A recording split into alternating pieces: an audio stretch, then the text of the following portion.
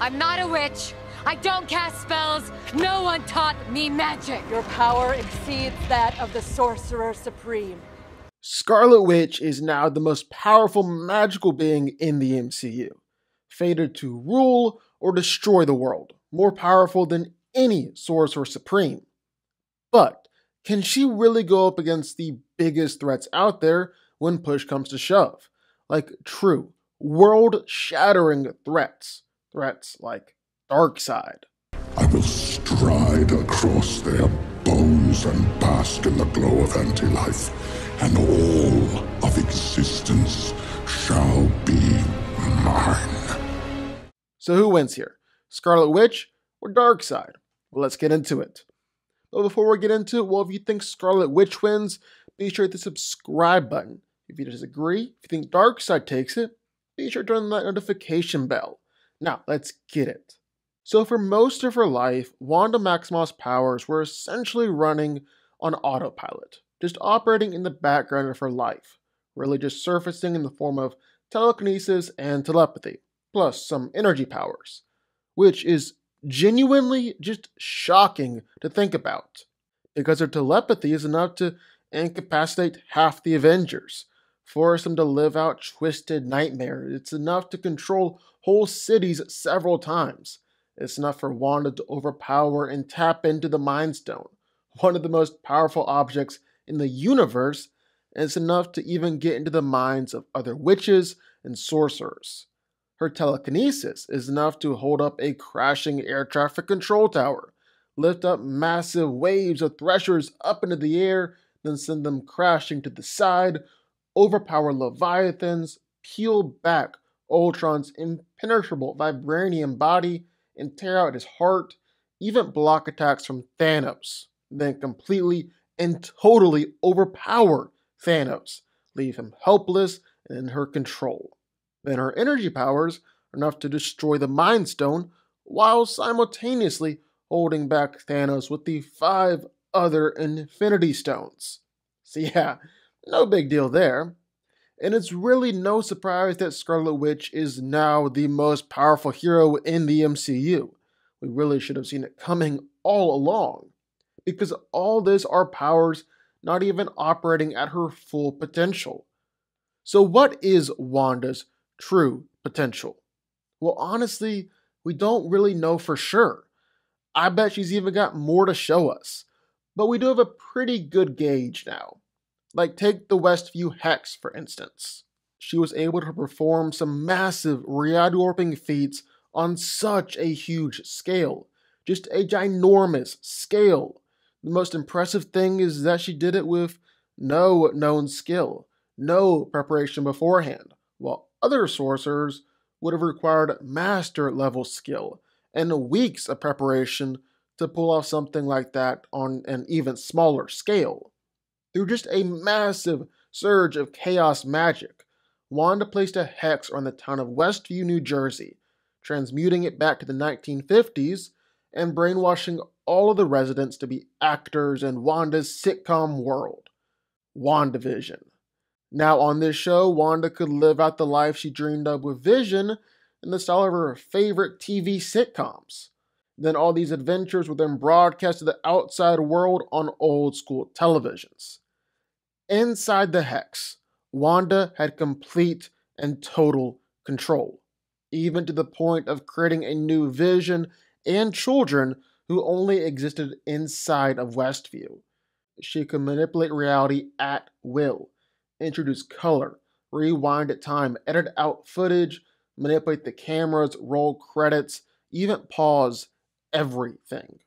She managed to mind control everyone in the town, forcing them to act out their parts in WandaVision, all while going through incredible emotional trauma and experiencing the same pain and anguish that Wanda was feeling. Residents of background roles are forced to do the same thing over and over and over again. And it's even worse for the people that live on the edge of town, where they're motionless but still alive. And again, for the most part, all of this was Scarlet Witch's magic running on autopilot.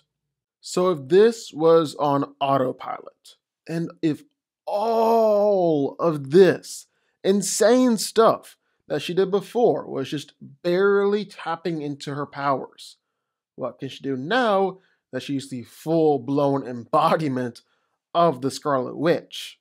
Well, for starters, she can beat Doctor Strange. She can beat Wong, beat two Sorcerer Supremes at once, and take down Kamar-Taj. All the forces of the mystic arts combined, all at once. So, yeah, no big deal.